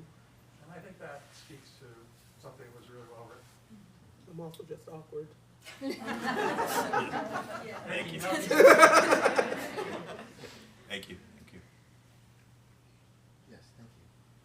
I just wanted to come back to that line that someone mentioned a little while ago about you don't have to do anything that doesn't make you feel uncomfortable, or that makes you feel uncomfortable. Because I was just thinking about that, and I realized the striking difference between the mother saying that to Cameron, and that's just something that white people often tell themselves and tell each other, and it's just something that a lot of people of privilege have this idea that they shouldn't have to do anything that makes them uncomfortable. And then the striking difference between what the mother was saying and then what Zach was saying, which is this is awful, but you made a mistake and you have to fight through this. And he's not exactly saying you've got to do something that makes you uncomfortable, but he's pretty much saying you've got to do something that makes you uncomfortable. And that's something that a lot of people of color just have to live with, is that life is not going to be pleasant, and you got to just deal with that. And it's just so different to what Beverly was saying. Thank you. And so there's something tangential to that. What about the flip side on that? Because having the option to not have to do stuff that makes you uncomfortable, how did you all feel about Amari's line where he said, I envied you being able to fall asleep on a bus? Yeah. Beautiful. Yeah. I think we're on the topic of that, and one of the things that I really loved was really difficult to hear, and you saw it, was how Amari mentioned that some people have the option to not hate, and that connects to what the previous person said, and I think that it was, the first time I saw it play out, and that really struck me, and it got me thinking, so I really liked that part. Thank you for that. Let's get one more question, please. Yes. Oh, kind of going along with that line, also this idea of taking space, right? It's like Amari says, I'm envious that you can take 2 spots on the bus, especially because I feel like people of color, as well as people in the LGBTQ plus community, can feel so small, and even Cam Cameron alludes to that when they are talking about like the birdhouse and how they feel like they can't fit. While Amari is there being like, from my perspective, you fit somewhere that I don't, even in like the smallest ways, right? So like those little pockets where sometimes we fit and sometimes we don't, and the spaces that we take up, like physically, emotionally, mentally, I think was something that was like very evident throughout the play, as well as talking about like the space that like Amari would physically take up in a juvenile detention center versus, you know, being in like a prison and all this other and all these other like settings and situations was really like powerful and important to kind of like play on. Thank you. Thank you. Thank you, everyone. Those were wonderful reactions. Yeah. You know, we should hear from the artist, right? I'm sure he has some things that he would like to ask the audience about in particular. Yeah, I have a few questions that would be really helpful as I continue working on this. I think the first big one on my mind is, were there moments where you were taken out of the play, or you became bored, or you know, something didn't feel right? And if you could talk about those, because those are always good. Yeah. I think the only point that I felt that way was when they were talking about Cameron's dad, because I felt like it was a very like structured framework. Like I almost like I had seen it before. That whole line of like, he's a complicated man, he doesn't know how to love. Like that's something that I feel like is used very often and excuses a lot of really destructive behavior in families. And it's not broken down in any way in this. And I know that's not the focus. Either expand and more of like what does that play in terms of like how these like this family dynamic functions today, or like reshape it maybe. It just felt a little out there. I love that. Thank you so much for that. And I saw your reaction to that, and I was like, okay, because we're always watching, like, what, and so I so appreciate that, and I agree with you. So that's really helpful. Thank you so much. Wow. Yes, let's hear from the front. Oh, I was gonna say no and then put my hand down. Oh, okay. Well, that's good. How about you? Can't really hear what other people are saying, but Rich, probably because I work in a hospital, I think Cameron should, well, it seemed like they jumped to Omari's issues more than Cameron's burn issues. And I can give you some graphic details if you want, but just, I think, to reinforce to Omari what Cameron's burn process has been like. From the initial injury, and we can talk about the smell of that and the pain of that, but to kind of have a little bit more of that instead of jumping right to Omari. Great, that's awesome. Thank you so much. That's really helpful. Yes, you. I would love to hear the word transphobic mentioned in this production. Obviously, we talk about homophobic, and we talk about there's even that great scene where Michelle's character does say, you know, my child is non-binary. But just to hear transphobic would be, to me, really helpful, because we hear homophobic a lot, but to give it a really specific name, even maybe, you know, but that was just a word I was like looking for and waiting for that moment, and I didn't quite get it. So that was just something that I was interested in. Yeah. Oh, I love you all so much. It's kind of. I apologize. In the back, please. No, I'm just saying, I really like almost everything, but the one thing that I saw like really important is when Cameron had that like kind of monologue with his therapist. And I think like now we like during like the pandemic, like mental health is such an important thing, and I think like even like Armani, like he has these like mental issues, especially like his conversations with God. And I think it was just like I would like to see more of like, because Cameron also is like my therapist is the one who like saved me. She's the one who could like help me carry on.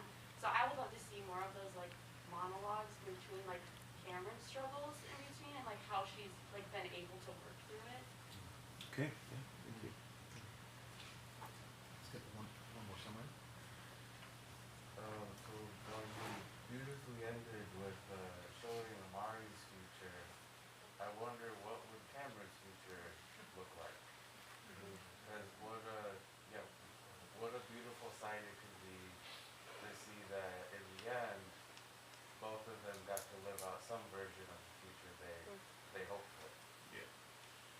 They went to Stanford, so everything will be perfect. Thank you. That's really great. Oh, hi. Hi.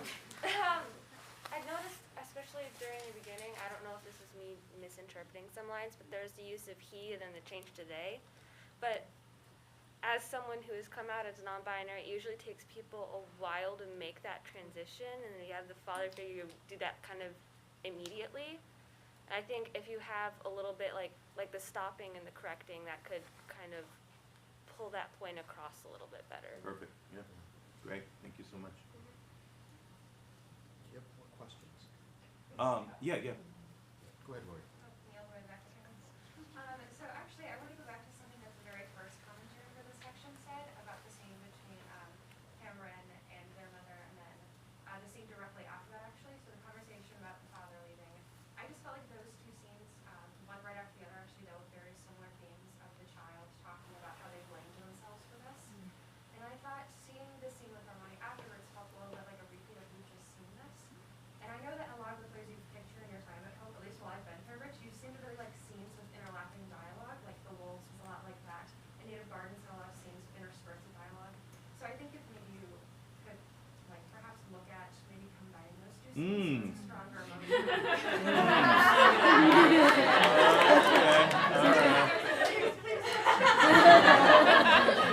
both go in the same way. I think we feel more sympathy for the audience and understand the connection points between them better.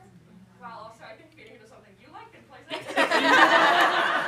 So can you just remind me what two scenes you're referring right. to? So that's the scene with Cameron and their mother, and it talks about feeling like they are at fault for their father leaving, and they're trying not to feel that way. And then the scene directly after that is the same sort of way of Armani talking about blaming themselves as well. Okay. Yeah. Awesome. That's great. Remind him to give you credit during your award show. Well, that could also, I mean, I don't know, but they talk about, someone mentioned the fact of Amari finding faith again, and his talking to God is kind of juxtaposition to Cameron, they're talking to their therapist.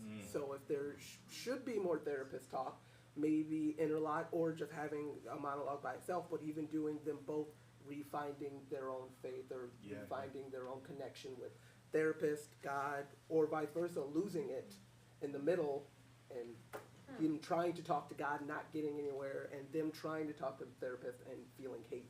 Yeah. Thank you. Too many good ideas. One more. I'm so sorry, but there was one line that Cam said, and as soon as I heard it, it felt like the play lost a little bit of its authenticity. And it was, I'm pretty sure it went something like this. It went, it's not just the scars on my legs, it's the scar on my heart. And I heard that and I was like, oh, I've heard that everywhere. And it felt like it lost a lot of its authenticity. Maybe even using a more descriptive term other than scars or something like that. Because Cameron's pain and Cameron's journey is just as important and essential as Amari's and should be treated as such. And I felt like sometimes the dialogue when it came to Cameron just wasn't as strong. And that was one line in particular when I heard that, and I was like, that sounds like something that came out of a 2014 John Green novel. Like I was like I'm so sorry. You give me too much credit by saying that. No, I have the same cringe when I hear that line too. So thank you for affirming that. One last one, and then I want to ask you another question. Tangenting off that, I feel like you could replace heart with like mind or head, because you can, especially when you think of how trauma affects not just your physical body, but how, especially if they're already talking to a therapist, how trauma can impact literally your neurological pathways and how they respond to things. That is where the scarring is actually going to be. So you are going to have programmed reactions that you don't want because of whatever happened. I think that's something you can take a lot of mental health talk into that. Yeah, that's fantastic. Thank you. One of the challenges for me, is not, and I've gotten feedback from writing workshops I'm part of, is that, and this drives me crazy, and so I need to hear from, because there's a lot of young people in here, that you got to be careful of them not sounding like young people. And like one of the reasons I wrote them smart because I wanted them to say a lot of smart shit. You know. And so I don't know. I would love to hear feedback about that. Yeah, I had at one point thought, wow, it's been a long time since I've seen an adult conversation from two teenagers in a piece of media, and I loved it. I loved it because I read a few young adult books actually recently, and been really disappointed to read the characters as, you know, an adult was writing them as less than as younger, or not able to meet emotionally or socially in a certain way. And so I was really, honestly, because there's a moment I actually had while watching it where I was like, this is such an adult conversation between two, I think they're both 16, right, in the plot. So I was like, this is a really adult conversation between two 16-year-olds. This is awesome. So, And you bought it. It wasn't like, this would never happen. No, not at all. But then they still had the references. They had the Coke and the Takis at Minute Mart. You know, they still had the, you know, anyone can go get Coke and Takis at Minute Mart. But they still had the. But only a teenager would. 30-year-old. The way they think about other people doing, you know, just everything was still high school, but it was also taking themselves seriously and thinking seriously and being smart. And I loved that. Yeah. Thank you for that. What I appreciated about it as well, I mean, piggyback off that completely, yes, but you made it timeless.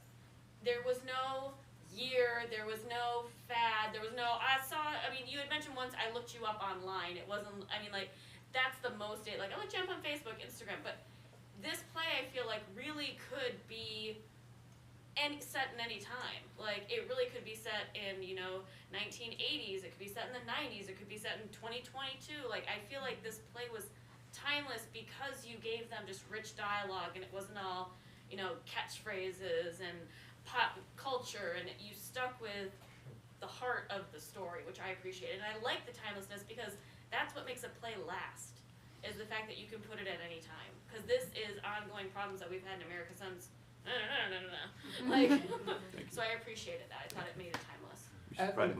I was gonna quick say, as an actor who just had to say everything, and as a really bad actor who changes dialogue while talking. We'll talk about that later.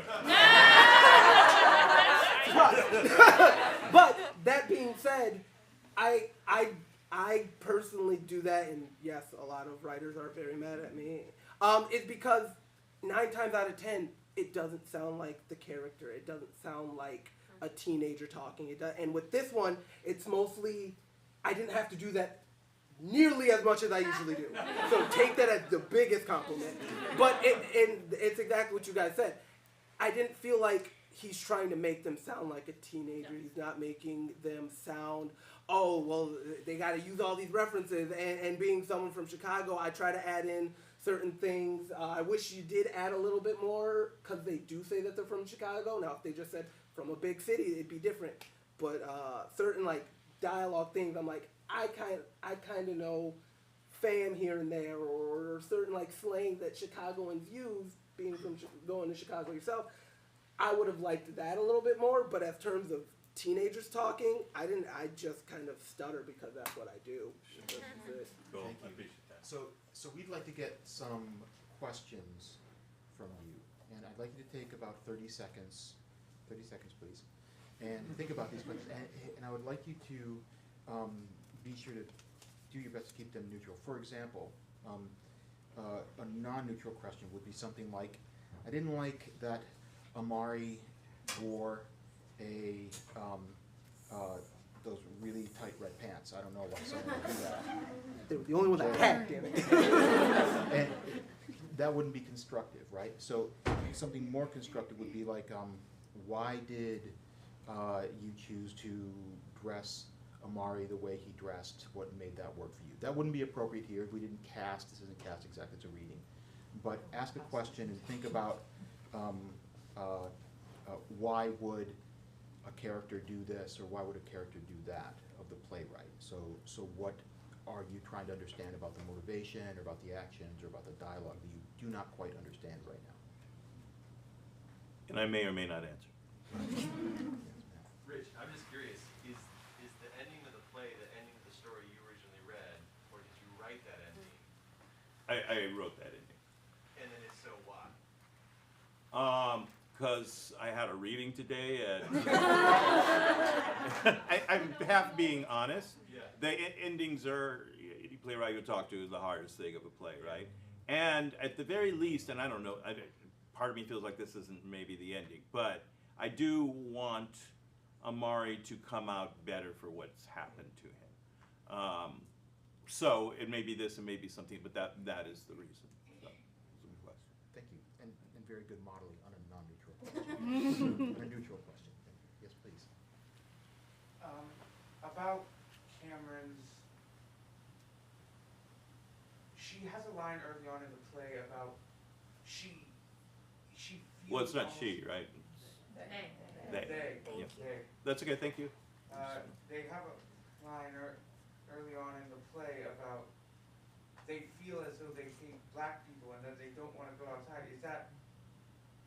Does that have some? How much of that is to do with just a trauma response like agoraphobia, a trauma response as actual hatred? Is there a difference between the two? Well, I think what we're working towards, and still needs finessing, so thank you for the question, but is that coming from someone who feels very woke and suddenly something major happens to you, maybe we are not as woke as we think we are. And I think that is, and I agree, I think that there needs to be some finessing there, so it's a great question. That's the general idea, though, is that suddenly this person who has always felt like, we're just one big family, suddenly something happens to you and suddenly we see who we really are, yeah. So my one question for the play is, like, do the parents, in your mind as the playwright, ever get a resolution with each other as well? Like, it's very focused on the kids, the teenagers, but I also kind of wonder about the parents. What happens to them and... They end up as a couple. That's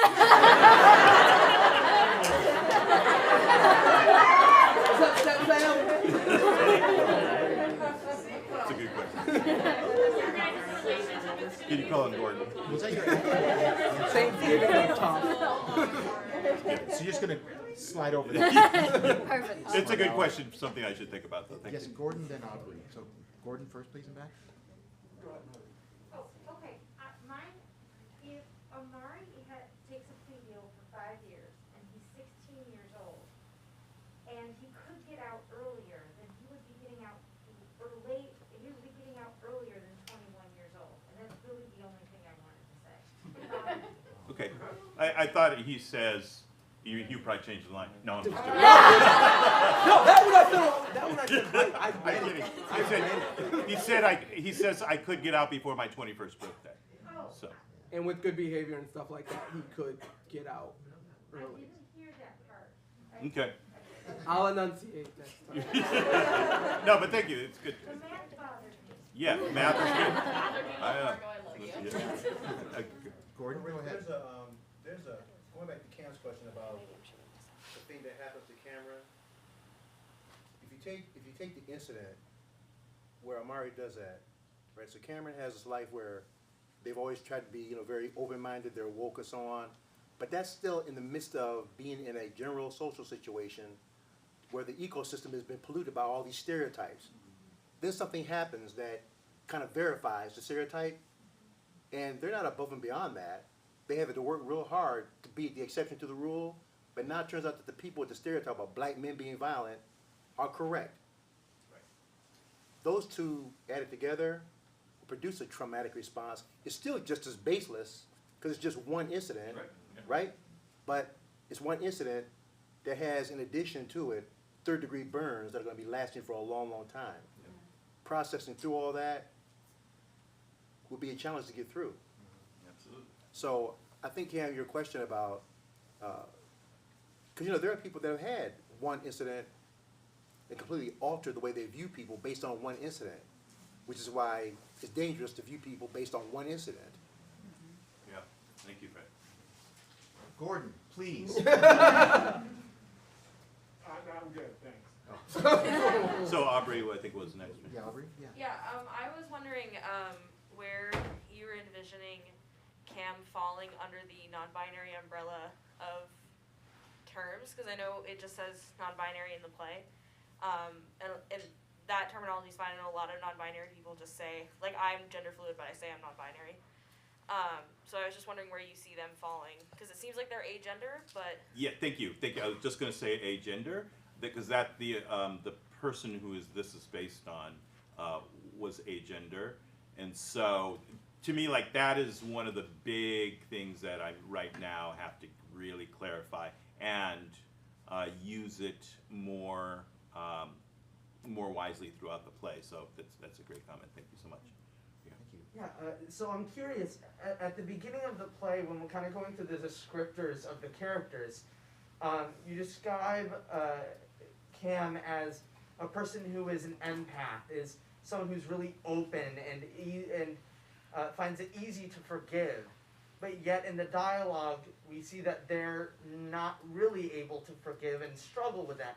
And I was curious what the decision process was there. Was it kind of the intent to juxtapose those two ideas, or well, what I meant, I just wrote those yesterday, and it's a good point. Sure. I think first of all, the audience would never see that, right? It would only be the actors who saw that. My intent actually was to make sure that they know that at one point Cameron was an empath, and because of what's gone down, suddenly they have changed as a result of what has gone down. Yeah. So it's good clarification that I have to make. Yes. So at one point Cameron uses the term anti-racist, and I'm wondering why Cameron is able to use such very current woke language while Amari, who is still a very educated man, attended private schools, does not know what homophobic is. It feels like we're in two different eras of this century, and it makes it seem like Amari's less educated, but he's actually quite educated. Good question. Is it because doesn't his dad say he doesn't know the term homophobic? He was coerced into it, But being in front of police officers who are trying to trick you into saying anything, they can trick you and then make it put, as an African American man who has been in situations like that, they will try and get you to say anything. It doesn't matter whether you're walking down the street or you have a gun in your hand. They are going to make it seem like you did something wrong. And for a father looking out for his son, he's trying to appeal to the mother.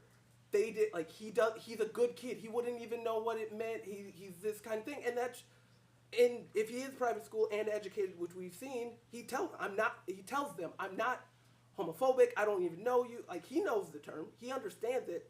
The police officers were probably just pushing a narrative.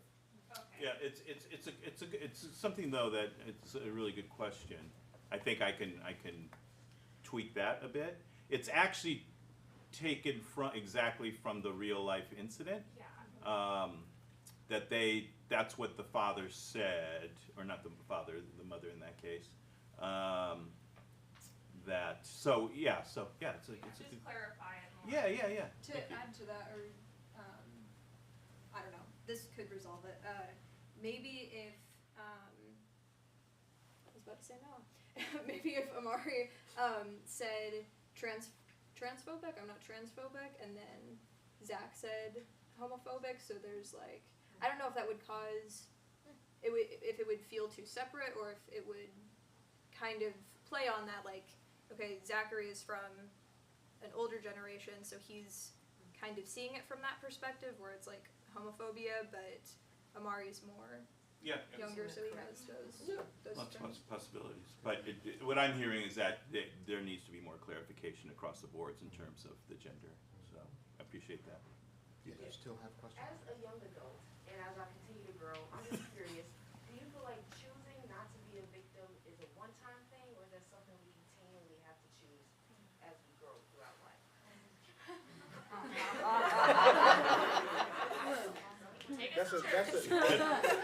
That is a continual process.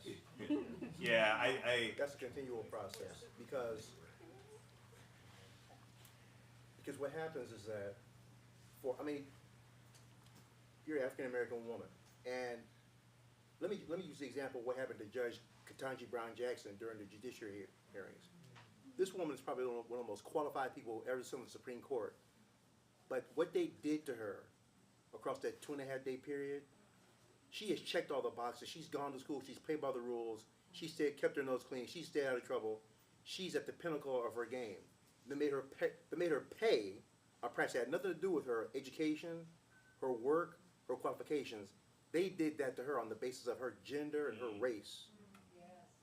And so, and she comported herself in a way that it constantly deconstruct any possibility that she was assuming the identity of a victim, because they were waiting for that. And true to her skill and her grace, she maneuvered through all that polluted, terrible abuse they heaped onto her. So it's a continual process. And as I tell students in my class sometimes, you know, someday the world won't be that way. Today's not that day.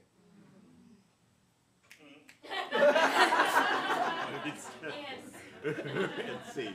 Do we have one more question from? All the way in the back. From yes, all the way in back. Oh. Yeah, you had your hand raised, I think. Yeah. So, with them being portrayed as such intellectual, like children or young adults, I was just curious as to why we don't hear more of their internal dialect about each other's situation. Like, say, we're supposed to see Cameron as this person who's used to be empathetic and such, and now they're holding this malice towards this person. Maybe something like walking into the room wearing a skirt again so you can see their burnt legs, and then his internal dialogue like, oh my god, I did that to this person. And then their internal dialogue regarding his situation being in the cell itself. Because I'm not sure if I missed it, but I don't recall there being a point where we saw him take a look at the actual injury, but we heard plenty of times, you know, they came to visit him. So they got to see at least a little bit of it. I guess the question on that is, why or how would you incorporate that a little more? Well, I'll call you later and we'll talk. No. I mean, it's a good question, and I'm gonna ponder that. Thank you. I appreciate that. Yeah. So you reference a lot to, you know, where the real story happened and who were involved. Have you thought of connecting with the people who went through this? I did. I mean, I think you got to be careful. I have to be careful in that. One, I don't want to get sued, but more importantly, you know, I just feel like, I mean, I chose to completely change the given circumstances because, out of respect for their story, and to try to hunt them down and say, you know, let's tell your story. Believe me, it went through my mind, and then as I thought about it more, it just felt like it, out of respect to leave it. I mean, this happened like 15 years ago at this point, so they would have moved on with. In that story, you know, Richard left the penitentiary. He was able to serve out his time in juvenile hall, and he did really well. I mean, he did phenomenally, and Sasha was the name of the agenda person, was ended up going to MIT. And, you know, it was brilliant. So, hey, Denai, can just one more. Yeah, in the back, yes. So I guess, in high school, in the dialogue between the parents and their children, there was a part of me that wondered if, because you talked about how you were trying to make them come across less as, you know, children, less, you know, less adolescent and more mature in the, you know, their dialogue and how they were talking. And I was wondering if maybe you strayed away from, you know, making them appear more kind of vulnerable and childlike in their interactions with their parents, especially right after the trauma. Because I did find myself thinking, after such a traumatic event, you know, it's often in moments when you are most helpless, I would expect the conversations to kind of go towards more, you know, seeing how helpless maybe the parents feel and not being able to necessarily